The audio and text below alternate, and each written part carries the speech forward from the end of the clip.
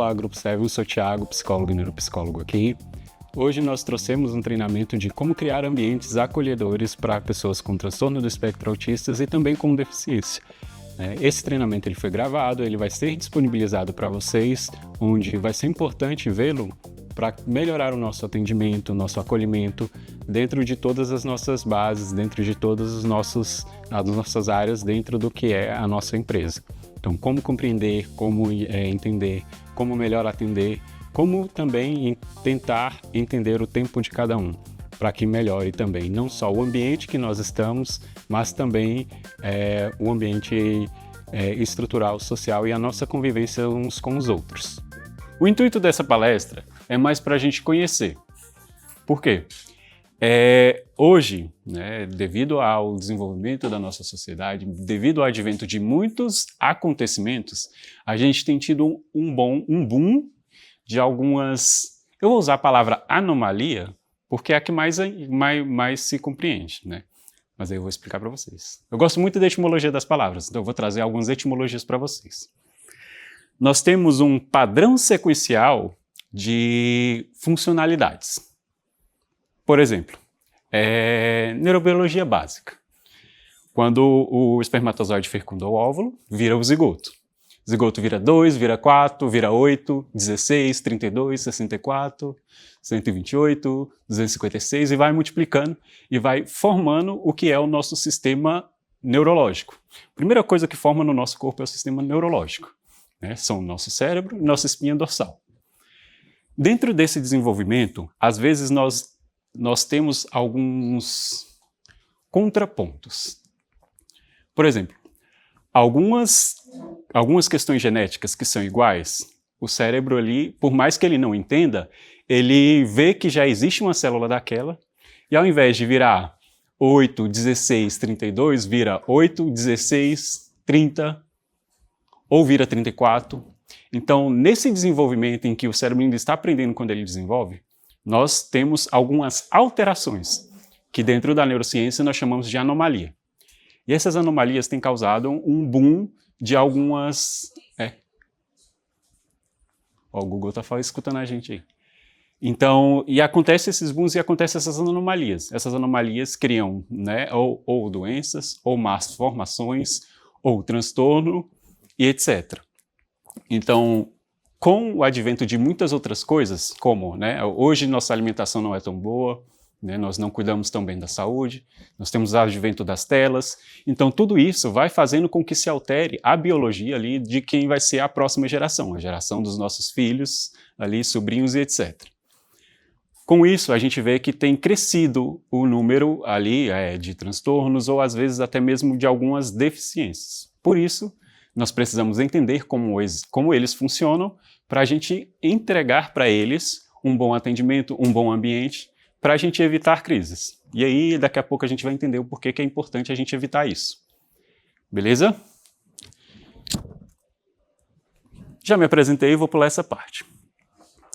A gente vai começar pelo autismo, porque, como vocês sabem, agora em abril nós temos um mês de conscientização acerca do autismo.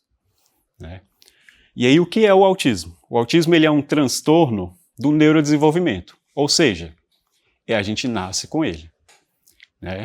A gente precisa entender que existe uma diferença muito grande do que é doença e do que é transtorno. Doença, eu tenho características biológicas externas. Por exemplo, estou gripado, eu tenho coriza, eu tenho dor de cabeça, eu tenho, quando vem a febre, tenho suor excessivo, então eu tenho características biológicas evidentes que comprovam aquela doença. Então eu posso ser extrovertido, então isso vai mascarar alguns comportamentos, eu posso ser introvertido, isso vai aumentar alguns comportamentos.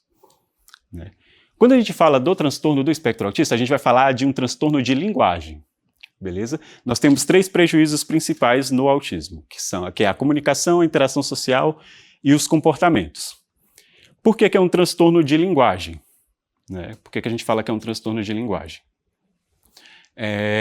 Vocês conhecem a Torre de Babel, a história da Torre de Babel, certo? Alguém não conhece? Da Bíblia, ali? Quando a gente fala de transtorno do espectro autista, que é um transtorno de linguagem, a gente fala que existe uma disrupção da linguagem, ou seja, é uma incongruência na linguagem, onde determinadas coisas não se comunicam, não se tocam. A primeira disrupção de linguagem histórica e datada é a da Torre de Babel. E ela nos ajuda a entender como funciona o transtorno do espectro autista. Por quê? Vamos pensar o nosso desenvolvimento ali. 1 ano, aprendi a falar, aprendi a andar, como o desenvolvimento da Torre de Babel, vai construindo. Todo mundo fala a mesma língua ali, logo a torre está construindo. Todo mundo sabe o que é cimento, todo mundo sabe o que é tijolo, todo mundo sabe o que precisa ali para construir, para subir essa torre. E aí daqui a pouco vem, troca a linguagem de todo mundo, ninguém sabe mais o que é tijolo, né? O que é tijolo para um é um nome para outro, o que é cimento para um é barro para outro. Então, para esse desenvolvimento, né? Vamos lá, a gente aprende primeiro a falar ou a dar significado para as palavras? Consegue me responder? Ou seja, a gente repete isso. Quando a gente fala do transtorno do espectro autista, a gente tem uma inversão nesse funcionamento cerebral. Ou seja, a pessoa que tem, durante a infância, ela aprende o significado de tudo, só que ela não aprende a verbalizar. Porque o desenvolvimento, a gente fala que ele é assíncrono. O desenvolvimento biológico, ele corre diferente do desenvolvimento emocional e do desenvolvimento da linguagem. Isso vai atrapalhar com que ele se comunique, tanto na comunicação verbal, quanto na comunicação não verbal. Porque essa linguagem, ela tem essa disrupção. Beleza? Estou indo muito rápido, está dando para entender? Né? Como eu falei, o autismo ele não é uma doença. Quando a gente fala de transtorno, a gente vai entender isso, que ele não é uma doença. Ele é uma forma de funcionamento, ele é um padrão de funcionamento diferente. Por isso que a gente fala dessa anomalia, tá?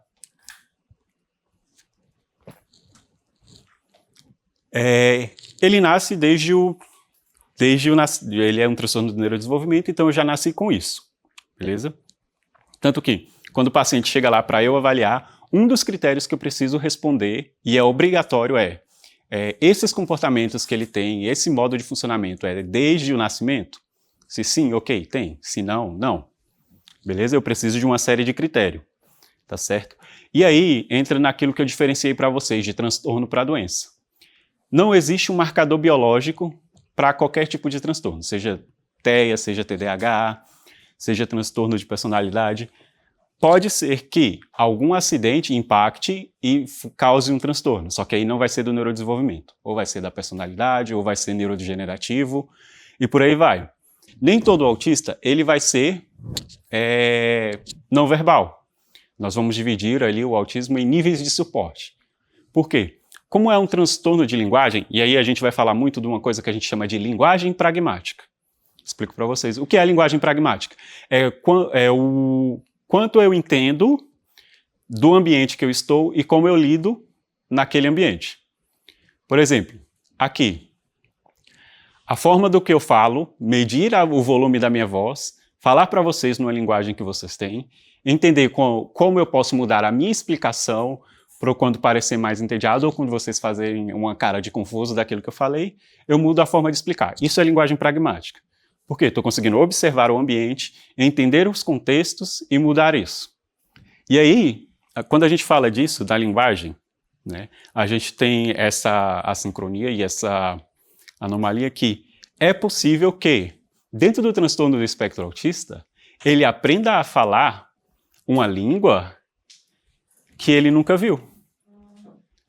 Por exemplo, tenho pacientes com 10, 11 anos, não falam nada de português, mas o inglês deles é fluente. Alguém ensinou? Não. Como ele aprendeu? Ninguém sabe. Né? Então, dentro disso, ele vai ficar, por conta dessa falta de linguagem pragmática, ele vai ter comportamentos mais restritivos, no sentido de vou ter meus hiperfocos, que é os hiperfocos que a gente fala, né? Vou me focar em assuntos específicos. Vou entender de assuntos específicos. Por quê? Porque é mais fácil. Ele já entendeu. E aqui a gente vai falar de uma coisa que a gente chama de rigidez cognitiva. Aprendi uma coisa de um jeito, é daquele jeito, pronto, e acabou. Então, para a gente ensinar um novo aprendizado, por conta dessa dificuldade da linguagem pragmática, não é que ele não aprenda. Ele pode aprender. Mas o cérebro dele é como se tivesse cristalizado aquela informação de como você faz. Beleza? Por isso eles têm dificuldades também em entender sarcasmo, duplo sentido e figuras de linguagem, né? Então, sarcasmo, duplo sentido, figura de linguagem, por exemplo, ditados, né?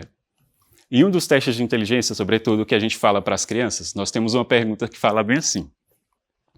Vocês não são mais crianças, então vocês não vão fazer esse teste, então eu posso falar. Nós temos uma pergunta que é bem assim.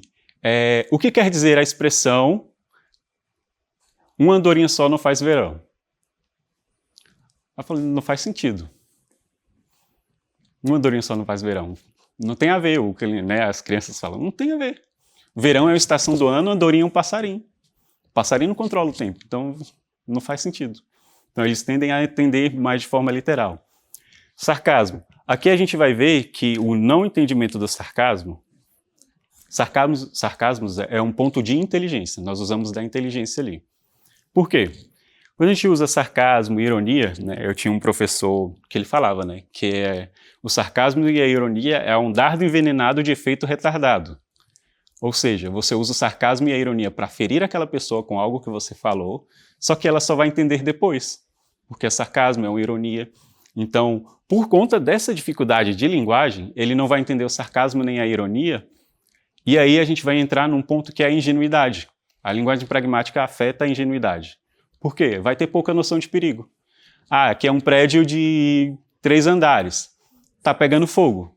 Não vou conseguir descer a escada, vou pular do 3º andar. É possível acontecer isso? É. Por quê? A ideia veio, o pensamento aceitou, vamos executar. Beleza? Padrões e repetições e sensibilidades. Durante o nosso desenvolvimento ali, algumas células que formam nosso cérebro, nossa coluna vertebral e nosso sistema nervoso formam algumas camadas da nossa pele, sobretudo das camadas que revertem os nossos órgãos, principalmente órgãos de sentido, olhos, ouvidos, nariz, boca. Beleza? Por isso que dentro do transtorno do espectro autista nós temos sensibilidades sensoriais. Né? Por quê? Porque ele é mais sensível ali. Então, como está ligado diretamente, né, o nosso cérebro ele entende a função de cada coisa, a função de cada parte do nosso corpo, mas ele não diferencia níveis do que é químico e do que é biológico dele. Então, barulhos externos podem gerar um incômodo, luzes muito fortes podem gerar um outro incômodo. Por quê? No momento em que aquela luz é captada ali pelos nossos olhos, acaba que durante esse circuito, desse processamento das informações, ele vai um pouco mais rápido. Então, tudo aquilo que for muito claro, muito barulhento, né, o toque, né, vocês veem que na maioria das vezes, você vai ver que as pessoas com transtorno arrancam as etiquetas, usam roupas com mais pano, menos grudenta, por conta disso. Vai ser mais sensível, porque a informação chega mais rápido ao cérebro. E aí essa inibição de entender o que é externo e o que é interno, ela não acontece. Então, acaba que essas sensibilidades ali a barulhos, luzes, cheiros, vão incomodar mais. Texturas desconfortáveis. Aqui a gente vai entender muito do que é a seletividade alimentar deles. Por quê? A textura é bem mais intensa para eles. Então, aqui também, a gente entende que não é uma frescura, por assim dizer. Por quê? Por conta dessa sensibilidade, a gente vai ver que causa realmente uma reação biológica àquele alimento. Então, ou seja, um certo nível de alergia, um certo nível de incômodo, você vai ver que vai ter o vômito ali, às vezes. Então, a seletividade alimentar entra nesse sentido. Interesses focados. Né? Normalmente, como padrões repetitivos tendem a acalmar o sistema nervoso, as coisas repetidas, as coisas simples, categorizar, entender, ter uma rotina para ele vai ser mais fácil. E aí vocês vão ver que esses interesses focados não é um simples interesse.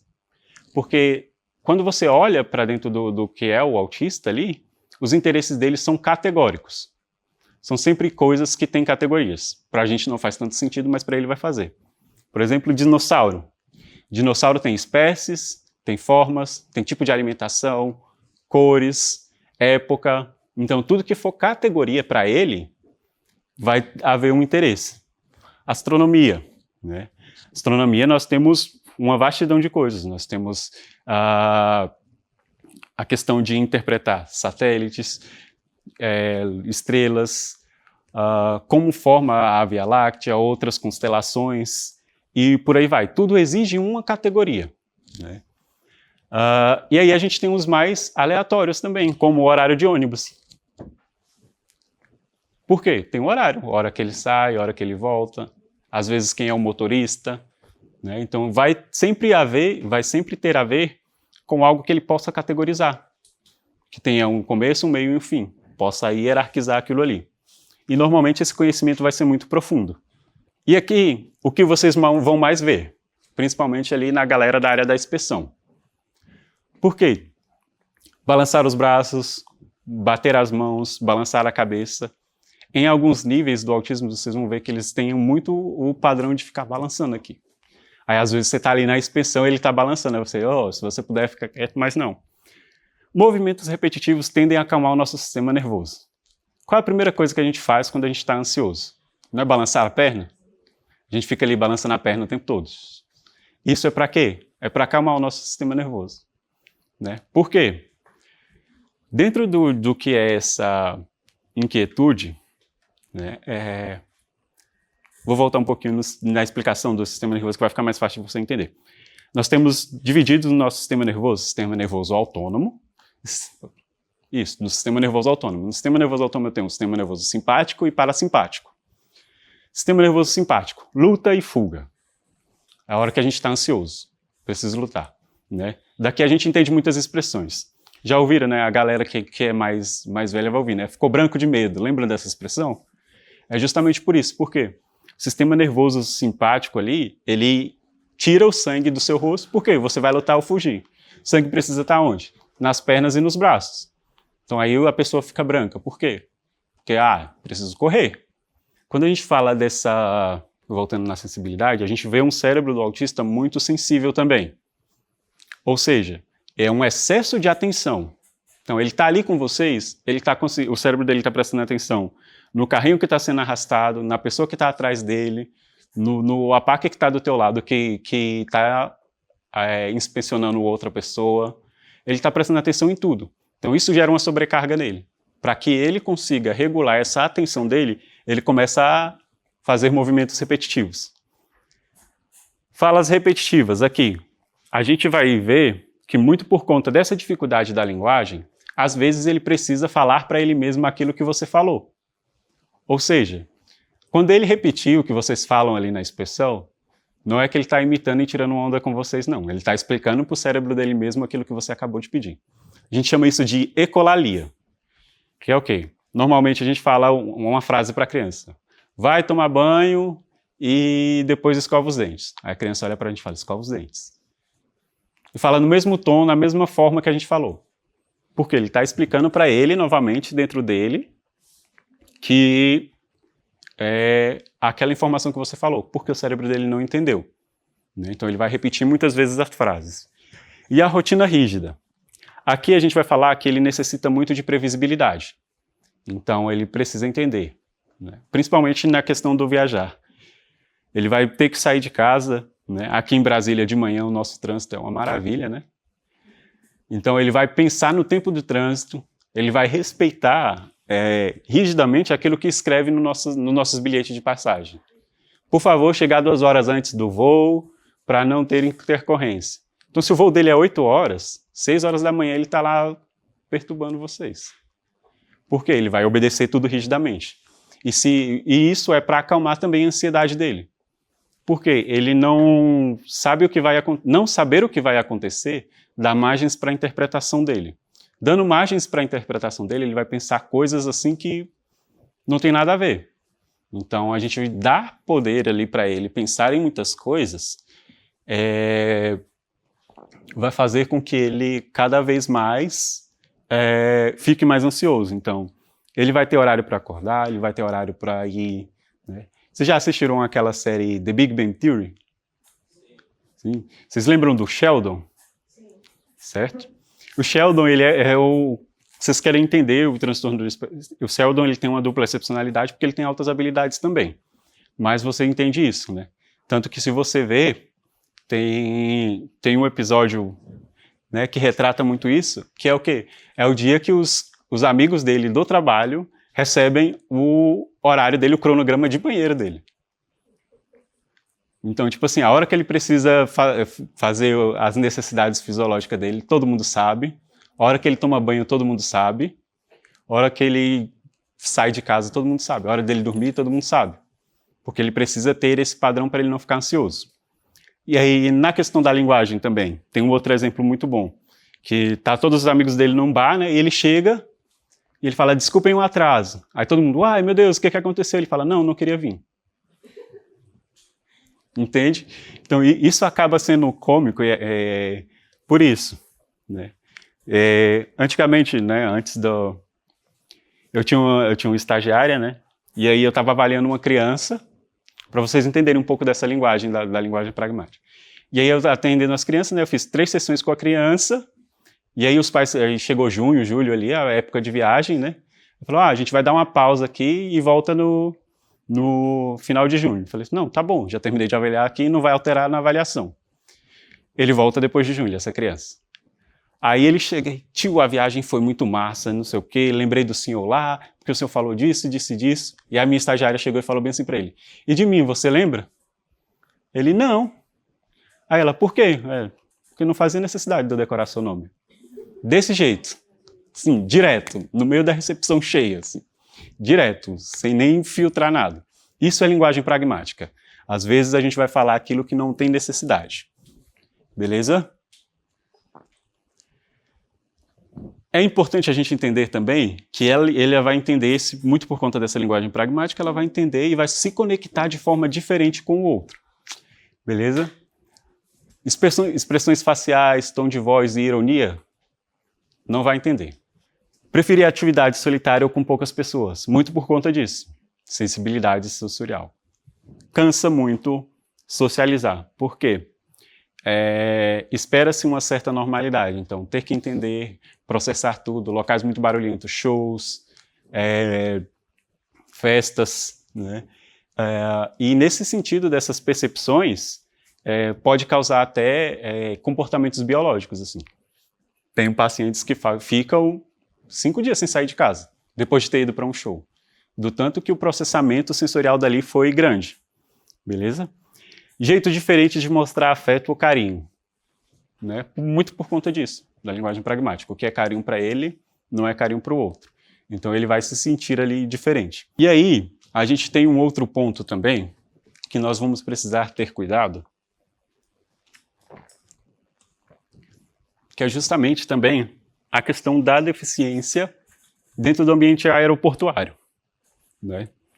Hoje, atualmente, nós temos um ambiente muito melhor do que a gente tinha. Né? Antigamente não tinha tantas rampas, antigamente não tinha tantos elevadores, né? E antigamente até os elevadores davam um problema. Né? Antes, muito tempo atrás, eu conversava com meu pai sobre isso. Meu pai foi servidor da TAM por muito tempo, e aí ele era supervisor de cargas ali, né? Ele dizia que até o elevador da parte de cargas dava problema. Então, se dava problema para quem tinha que fazer o aeroporto funcionar, imagina para quem vinha só utilizar o aeroporto. E aí cabe a nós também entender essas necessidades específicas das pessoas, que é justamente porque um dia a gente vai precisar. A gente entende muito o que é a questão ali da empatia, né? Que faz com que nós consigamos nos colocar no lugar do outro, né? Para que nós podemos dar a dignidade que cada um merece, que cada pessoa tem que ter dentro daquele ambiente específico. Né?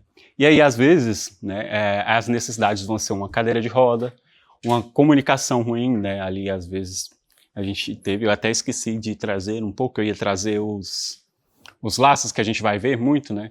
A gente tem o laço do quebra-cabeça, que justamente vai ser o do autismo, que é o quê? Que é para mostrar essa pluralidade de formas e de apresentação do autismo. Nós temos aquele do girassol, que é deficiência não visuais, deficiência ou transtorno não visuais ali, e aí a gente vai falar de todos os transtornos. né?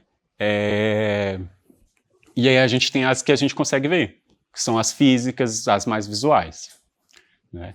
Então a gente precisa dar um apoio e uma adaptação, por quê?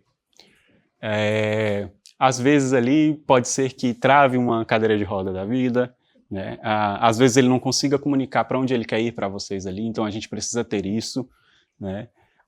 Tempo maior para ele conseguir se adaptar ao processo ali. Por quê? Como a gente fala tanto do transtorno ou de alguma necessidade ali a nível, né, de um deficiente, nós temos também uma característica psicológica que a gente fala que é a impulsividade. Por quê? Né? No transtorno, por conta dessa linguagem, às vezes ele não vai entender muito bem a emoção. Por quê? Quando ele acessa a emoção, é como se ele abrisse o dicionário e lesse lá, raiva. Sentimento intenso de dor movido à violência. Aí ele abriu o dicionário e lia o que é isso e ele vai fazer. Né? Por quê? Acaba fazendo com que ele seja instintivo para aquilo. Dentro dos outros também. Por quê? Ele já vem com uma crença psicológica ali de que ele já tem um nível menor de mobilidade, de segurança, e isso causa nele um sentimento de inferioridade. Então ele já vem com esse sentimento. Chega ali, ele acha mais um problema. Achando mais um problema ou um acontecimento, faz com que ele diminua ainda mais a racionalidade, por assim dizer. Vou usar racionalidade mesmo. Por quê? Nossas emoções, elas dependem da nossa inteligência, né? E também do nosso biológico. Quando a gente está dentro desses aspectos aqui, que eu tenho ou um transtorno, ou uma dificuldade, às vezes até a fome mesmo ali, né? Às vezes algum acontecimento que estressou, eu tendo a ficar mais instintivo. Então eu vou dar resposta mais instintiva mesmo, para tudo que eu for fazer. Então se eu estou com raiva, a possibilidade de eu bater em quem está na minha frente é muito grande. Né? Se eu estou com outras emoções mais intensas, eu vou agir daquilo. E aí a gente precisa ter esse cuidado e essas adaptações justamente para que a gente evite isso. Né? Antes de estar na clínica que eu estou agora, eu trabalhava em uma outra clínica que a gente tinha atendimento multi. Então lá eu não só tinha o psicólogo, eu tinha um terapeuta ocupacional, eu tinha um terapeuta ABA. E dentro disso, para a gente entender isso aqui, eu cansei de ver os terapeutas ali mais que trabalhavam com essa parte emocional sair com a cara sangrando do consultório. Por quê? A criança, ou às vezes até o próprio adulto ali, no momento ali de hiper sensibilidade ali, que fez com que ele se desregulasse, agrediu ali. Não quero fazer, uma porrada na boca de quem estava atendendo. Isso pode acontecer não só dentro do transtorno, mas também dentro de outros tipos de deficiência ali. Por quê? Ele vai externalizar aquela raiva de uma forma muito abrupta por conta dessa impulsividade que eu explicava. Então a gente precisa dar esses suporte ali, né, para aqueles. Então dá um pouco mais tempo. Né? Então as dificuldades dele não vão ser com eles mesmos. Vão ser com o quê? Com o ambiente. Então, às vezes, a falta de informação, né? Como no caso do autista, ele é muito literal e ele vai conseguir, tudo que você mandar ele fazer, ele vai fazer. Se faltar alguma informação, ele vai pular essa informação e vai se estressar com isso. Então, falta de informação clara, excesso de ruído, foram os barulhos que eu falei, filas longas ali, a espera, tempo de espera para eles é realmente ruim. Pressa no atendimento ali. Né? Aqui a gente vai ver muito essa pressa no atendimento quando a gente lidar com os nossos idosos também. Né? A gente vai atender o idoso ali, ele quer contar a história da vida dele, por que ele está viajando, o que aconteceu durante o caminho, né? Quantos netos ele tem. Né? Eu falei isso de qualquer idade, né? Passou ali dos 60 desse jeito. Esses dias eu fui deixar minha mãe numa consulta que ela precisava fazer, eu falei assim, não, vou deixar a senhora aqui na fila, vou ali pegar o café pra gente e volto. Quando eu voltei, ela tinha 5 amigas novas. E a hora que eu demorei 10 minutos, para ir buscar o café e voltar. Então isso aqui vai impactar muito nos nossos idosos, né? Nossa falta de paciência, né? A ausência de acessibilidade física. Hoje nós não temos tanto nos aeroportos, né? E mudanças repentinas sem aviso. Isso aqui vai afetar muito também o autista, porque ele já se preparou para aquilo. E muito por conta da rigidez cognitiva que eu explicava para vocês, tudo tem que acontecer daquele jeito, né? Então, esses vão ser os pontos. E aí, as boas práticas do que a gente pode fazer, né? Ter calma, ter entendimento, explicar o que vai fazer. Notou que ele está mais inquieto, que ele está se balançando mais, que ele está falando de forma mais agressiva, né? Dê mais tempo para ele, explique, né? Principalmente na hora da inspeção. Perguntar como pode ajudar, dar informações vai ser importantíssimo. Ser objetivo. Eu vou fazer isso, isso e isso. Pronto, para eles é ótimo. Explicar as etapas do processo, como eu falava. Tempo de resposta. Às vezes, ali, a gente tem uma coisa que a gente avalia nesses aspectos que a gente chama de velocidade de processamento. O que é velocidade de processamento? É o tempo que a informação chega no meu cérebro e eu executo ela. Às vezes você vai pedir, preciso do seu documento de identificação. Ele vai demorar ali uns 10, 15 segundos para começar a agir. Isso não é porque ele não te entendeu. É porque ele demora um pouco mais para executar aquela informação que foi entregue a ele, né? Observação de sinais de desconfortos, né? Isso aqui a gente vai ver muito na criança, porque, infelizmente, tem gente que não nasceu para ser pai. Essa é a realidade. E aí, a criança tem uma sensibilidade ali maior, aí o pai vai lá e coloca uma roupa apertada nessa criança. Tá um calor de 40 graus em Brasília, a criança vem toda empacotada. Né? Vem de jaqueta, vem de blusa de couro, calça de couro, bota, touca, óculos e máscara. Aí, nessa hora, é importante vocês entenderem o desconforto. Por quê? Não vai ser a reação para vocês, vai ser a reação com o estado que ele está ali.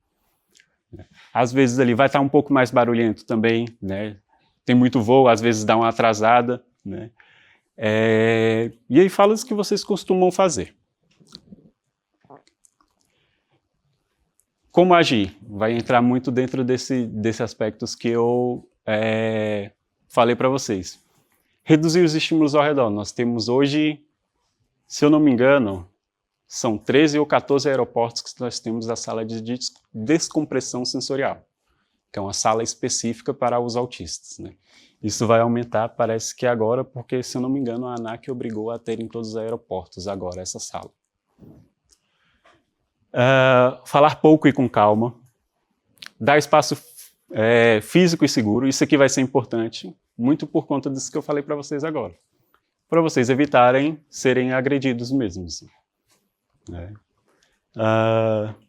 Permitir a presença do acompanhante, que era o que eu falava, né?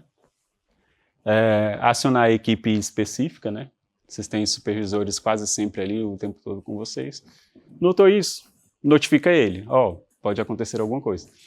E aí isso vai evitar até ouvidoria para vocês, né? Nós tivemos uma ouvidoria esses tempos em um dos nossos aeroportos, muito por conta disso, né? Estava acontecendo tudo isso ali, o APAC em específico não acionou, né? E aí gerou um estresse ali na fila, o supervisor ficou sabendo só depois, não conseguiu conter, a gente tomou uma ouvidoria do cliente mesmo. O que evitar? Gritar, pressionar, tocar sem aviso. Isso aqui, galera, evitem muito. Principalmente hoje, porque quase tudo hoje é assédio, né? Então, isso aqui vai ser importante porque, por ele ser impulsivo e se ele não gostar de toque, a primeira coisa que ele vai fazer é bater na tua mão. Se não for na tua mão, vai ser em outra parte do teu corpo. Então, é melhor que a gente evite. Evitem expor em público a pessoa. Tá? Ela já não está conseguindo processar o ambiente. Você expor ela mais, então vai piorar. Pode ser uma revista numa sala mais específica, levar ele para outra sala, né? Tem a mobilidade, vamos modificar essa mobilidade. Beleza? Todos os nossos setores, eles vão participar da nossa inclusão. Por quê? Às vezes ele vai chegar lá em você bravo porque lá no check-in não trataram ele legal. Às vezes ele pediu informação para um segurança, o segurança não deu informação para ele se estressou também. Então, no portão de embarque, falta de informação, supervisão e liderança também. É importante que eles tenham ciência daquilo que está acontecendo, porque se vocês não verbalizar para ele esses acontecimentos, treinamentos como esses não vão acontecer. Então, isso é para resguardo de vocês mesmos, assim, chegou ali. Vocês se protegendo que, fomos treinados para isso, não fomos treinados para isso. Então a gente precisa, ali. Arrumei mais trabalho para a moça do treinamento ali, né? Beleza? E aí, por que é importante a gente investir nessa questão do acolhimento? Experiência, melhor experiência para o passageiro. Gente, o tempo todo, vocês são a cara de tudo aqui. Principalmente vocês, os APACs. Vocês são a cara de tudo. O tempo todo tem networking rolando ali para vocês. Não só a forma como que vocês atendem, dando uma melhor experiência para o passageiro, podem fazer com que vocês melhorem dentro do que é o cargo, na sua hierarquia hoje, recebam promoções. Pode ser que quem está chegando ali vai dar o melhor emprego da vida de vocês também. Isso vai ser importante também. Redução de conflitos. Galera, lidar com pessoas sempre vai haver conflitos. Quanto menos conflitos nós temos, menos estresse a gente vai. Com menos estresse, a gente não desconta em quem não deve. Entende? Porque às vezes ali a gente chega do trabalho mais estressado e nosso filho só quer brincar com a gente. E a gente não dá esse espaço para ele. E não dando esse espaço ali, aí você tem duas frustrações. A primeira, no trabalho por conta do conflito. A segunda, não estou entregando aquilo que meu filho quer de mim. São duas frustrações diferentes. Isso serve para todas as relações. Melhora a nossa operação, vamos produzir mais e com isso vamos melhorar o nosso ambiente, nossos produtos ali e tudo mais. Imagem, fortalecimento da imagem, não só institucional, mas a sua também. Tenho muita premissa de quem não é visto não é lembrado, então aqui vai ser importante. E a questão de melhora também no nosso compliance, porque é o cumprimento legal daquilo que nós precisamos ocorrer. Melhoramos o ambiente, melhoramos tudo. Beleza? Por fim, frase que eu gosto muito, se vocês me encontrarem por aí nas redes sociais, a cada 5 vídeos meus, 6 tem essa frase. O diagnóstico não é o teto que limita, ele é o chão que a gente caminha. Ele é um mapa para a gente seguir em frente com mais clareza e acolhimento.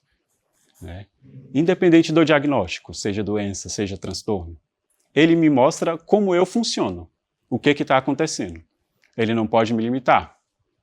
Então, a partir daí, eu sei como andar, eu sei como correr, eu sei como melhor atender o outro. Então, no geral é isso. Meu contato, o e-mail da Seven, meu Instagram, se vocês quiserem me procurar por aí. E é isso. Vocês têm...